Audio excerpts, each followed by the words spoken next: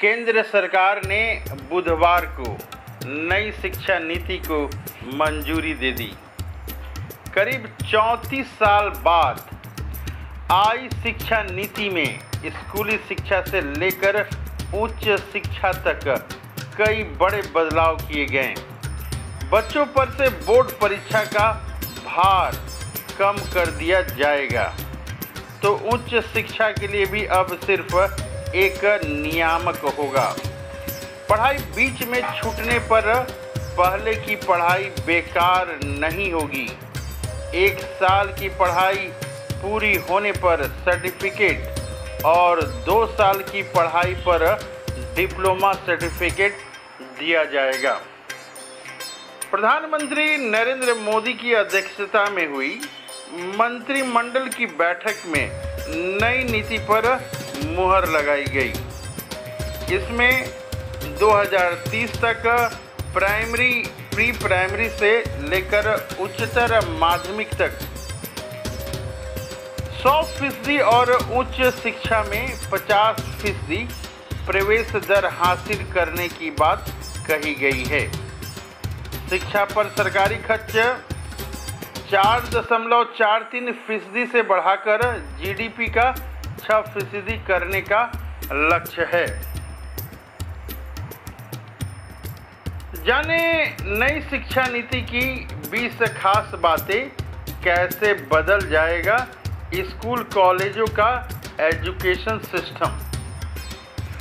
पहला हम लोग देखते हैं, स्कूलों में अब खत्म होगा 10+2 सिस्टम। अब शुरू होगा 5+3+3+4 फॉर्मेट। अब स्कूलों के पहले 5 साल में प्री प्राइमरी स्कूल के 3 साल और कक्षा 1 और 2 सहित फाउंडेशन स्टेज शामिल होगा। इन 5 सालों की पढ़ाई के लिए एक नया पाठ्यक्रम तैयार होगा। अगले साल 3 साल का स्टेज कक्षा 3 से 5 तक का होगा। इसके बाद 3 साल का मिडिल स्टेज आएगा, यानी कक्षा 6 से 8 तक का स्टेज। अब 6ठी से बच्चों को प्रोफेशनल और स्किल की शिक्षा दी जाएगी।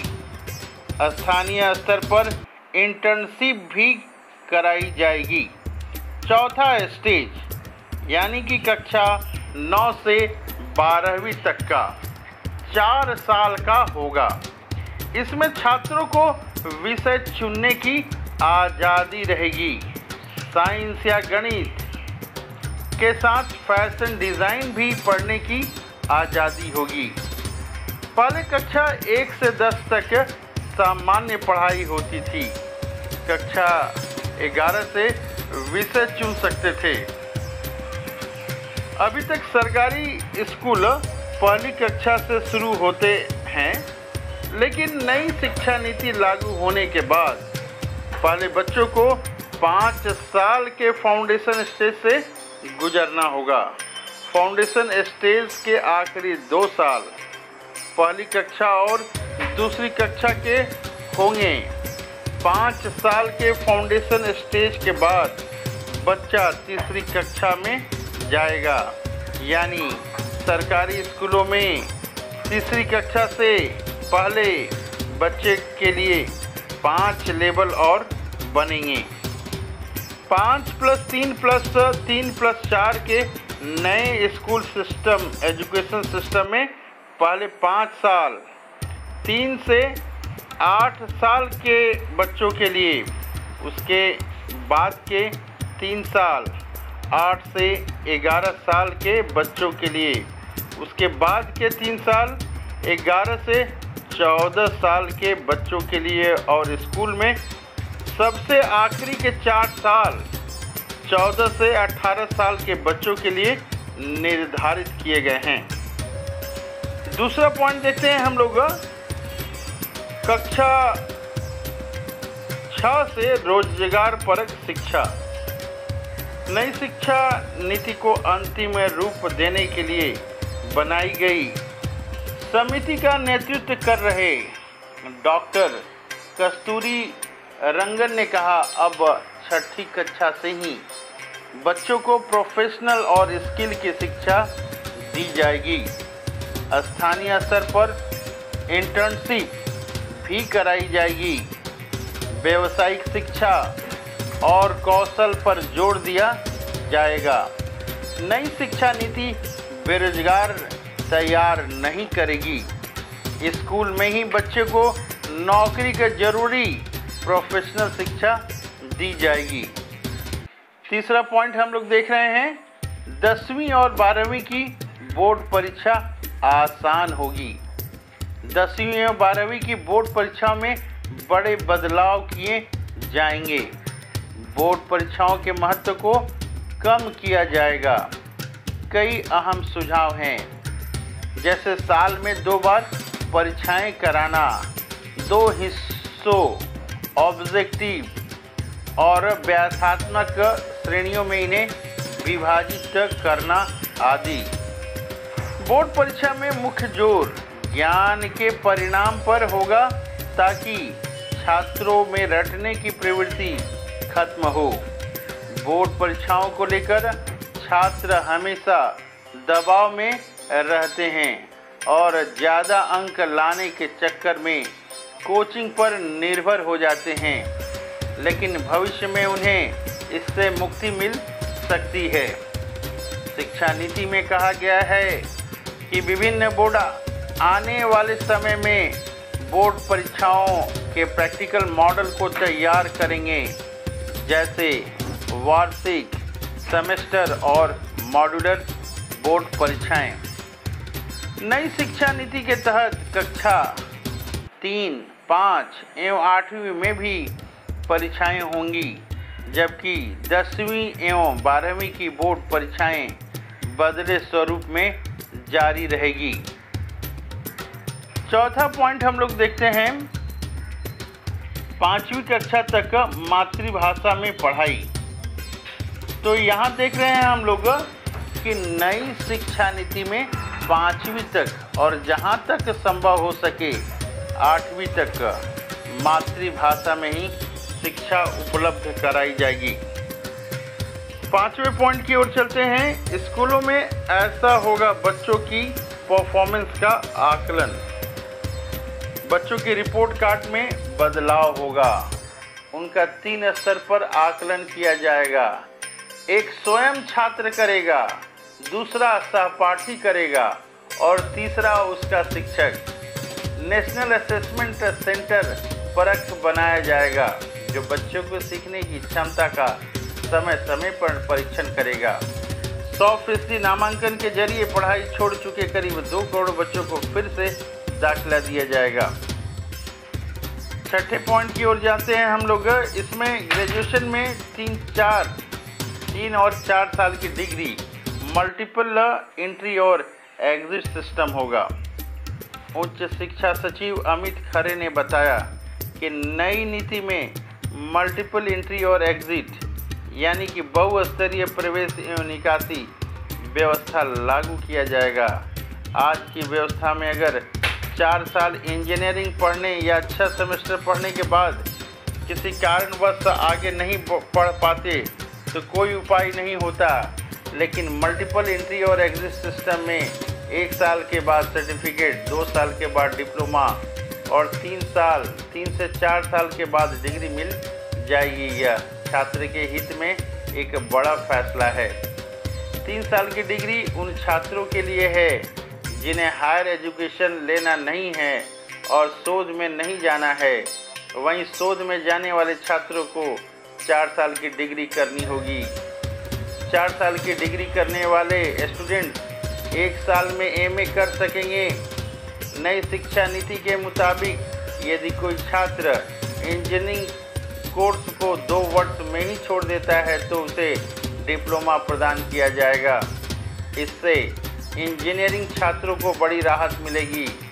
5 साल का संयुक्त ग्रेजुएट मास्टर कोर्स लाया जाएगा। एमफिल को ख़त्म किया जाएगा और पोस्ट ग्रेजुएशन कोर्स में 1 साल के बाद पढ़ाई छोड़ने का विकल्प होगा। नेशनल मेंटरिंग प्लान के जरिए शिक्षकों का उन्नयन किया जाएगा। अभी हम जान लें कि बीएड का कोर्स जो टीचर के लिए है, बीएड कोर्स 4 साल का होगा। न्यू बीएड के बारे में बताया गया है। 4 वर्षीय बीएड डिग्री 2030 से शिक्षक बनने की न्यूनतम योग्यता होगी।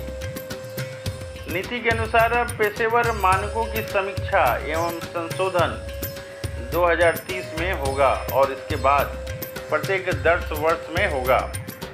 शिक्षकों को प्रभावकारी एवं पारदर्शी प्रक्रियाओं के जरिए भर्ती किया जाएगा। पदोन्नति योग्यता आधारित होगी। कई स्रोतों से समय समय पर कार्य प्रदर्शन का आकलन किया जाएगा। 7वां पॉइंट हम लोग देखते हैं, नई नीति में एमफिल को खत्म किया जाएगा। देश की नई शिक्षा नीति लागू होने के बाद अब छात्रों को एमफिल करना नहीं होगा। एमफिल का कोर्स नई शिक्षा नीति में निरस्त कर दिया गया है। नई शिक्षा लागू नीति होने के बाद अब छात्र ग्रेजुएशन, पोस्ट ग्रेजुएशन और उसके बाद सीधे पीएचडी करेंगे। 4 साल का ग्रेजुएशन डिग्री प्रोग्राम, फिर एमए और उसके बाद बिना एमफिल के सीधा पीएचडी कर सकते हैं। नई शिक्षा नीति के तहत एमफिल कोर्सेज को खत्म किया गया है। इसमें बड़ा बदलाव माना जा रहा है। नई शिक्षा नीति 2020, इसमें हम लोग देख रहे हैं कि बोर्ड परीक्षाओं का तनाव खत्म होगा। 10वीं एवं 12वीं की बोर्ड परीक्षाओं को आसान बनाने का ऐलान किया गया। 8वां पॉइंट हम लोग देख रहे हैं कि खत्म होंगे यूजीसी, एनसीटीई और एआईसीटीई, बनेगी एक रेगुलेटरी बॉडी। यहाँ बताया गया है कि यूजीसी, एआईसीटीई का युग खत्म हो गया है। उच्च शिक्षा सचिव अमित खरे ने बताया कि उच्च शिक्षा में यूजीसी, एआईसीटीई और एनसीटीई की जगह एक नियामक होगा। कॉलेजों को स्वायत्तता, ग्रेडिंग ऑटोनॉमी देकर 15 साल में विश्वविद्यालयों से संबद्धता की प्रक्रिया को पूरी तरह से खत्म कर दिया जाएगा। 9वां पॉइंट हम लोग देखते हैं, कॉलेजों को कॉमन एग्ज़ाम का ऑफर। यहाँ बताया गया है कि नई शिक्षा नीति के तहत उच्च शिक्षा संस्थानों में प्रवेश के लिए कॉमन एंट्रेंस एग्ज़ाम का ऑफर दिया जाएगा। यह संस्थान के लिए अनिवार्य नहीं है। राष्ट्रीय परीक्षा एजेंसी यह परीक्षा करवाएगी। 10वें पॉइंट में बताया गया है, स्कूलों में प्राइमरी लेवल पर स्पेशल सिलेबस तैयार होगा। इसमें बताया गया है प्राइमरी लेवल के लिए स्कूल शिक्षा सचिव अनीता करवाल ने बताया कि स्कूल शिक्षा और उच्च शिक्षा में 10 बड़े सुधार पर मुहर लगाई गई है। नई नीति में तकनीक के इस्तेमाल पर ध्यान दिया गया है। प्री प्राइमरी कक्षा के लिए एक विशेष पाठ्यक्रम तैयार किया जाएगा। इसके तहत 3 से 6 वर्ष तक के आयु के बच्चे आएंगे। 2025 तक कक्षा 3 तक के छात्रों को मूलभूत साक्षरता तथा अंक ज्ञान सुनिश्चित किया जाएगा। मिडिल कक्षाओं की पढ़ाई पूरी तरह बदल जाएगी। कक्षा 6 से 8 के बीच विषयों की पढ़ाई होगी। इसके अलावा जो है कुछ महत्वपूर्ण बात है, 11 नंबर जिसमें कि बताया गया है कि स्कूल कॉलेजों की फीस पर नियंत्रण के लिए तंत्र बनेगा। और फिर 12वां पॉइंट बताया गया है कि नेशनल रिसर्च फाउंडेशन की तैयारी होगी। और इसके साथ ही जो है बताया गया है कि ऑनलाइन एजुकेशन पे भी जो है जोड़ दिया गया है। 13वां नंबर में हम कह सकते हैं। फिर 14 नंबर पे कहेंगे कि स्कूली शिक्षा उच्च शिक्षा के साथ कृषि शिक्षा, कानूनी शिक्षा, चिकित्सा शिक्षा और तकनीकी शिक्षा जैसी व्यावसायिक शिक्षा भी नई शिक्षा नीति के दायरे में होगी। और नेक्स्ट पॉइंट में कला शिक्षा, शिल्प, खेल, योग, सामुदायिक सेवा जैसे सभी विषयों को भी पाठ्यक्रम में शामिल किया जाएगा। इन्हें सहायक पाठ्यक्रम नहीं कहा जाएगा। इसके अलावा HRD का नाम बदला जाएगा, जिसे शिक्षा मंत्रालय कर दिया जाएगा, और त्रिभाषा फॉर्मूला जो है अपनाया जाएगा। इसके अलावा विदेशी यूनिवर्सिटी को भारत में कैंपस खोलने की अनुमति और स्कॉलरशिप पोर्टल का विस्तार करने के बारे में बताया गया है। तो इस तरह से हम लोग देख रहे हैं कि नई शिक्षा नीति जो दिया गया है, इसमें भाषा के ऊपर भी काफ़ी ध्यान दिया गया है। विद्यार्थियों के स्कूल के सभी स्तर और उच्च शिक्षा में संस्कृत को एक विकल्प के रूप में चुनने का अवसर दिया जाएगा। त्रिभाषा फॉर्मूला में यह भी विकल्प होगा कि इसके मुताबिक कोई भी विद्यार्थी पर कोई भी भाषा नहीं थोपी जाएगी। भारत की अन्य पारंपरिक भाषाएं और साहित्य भी विकल्प के रूप में उपलब्ध होंगे।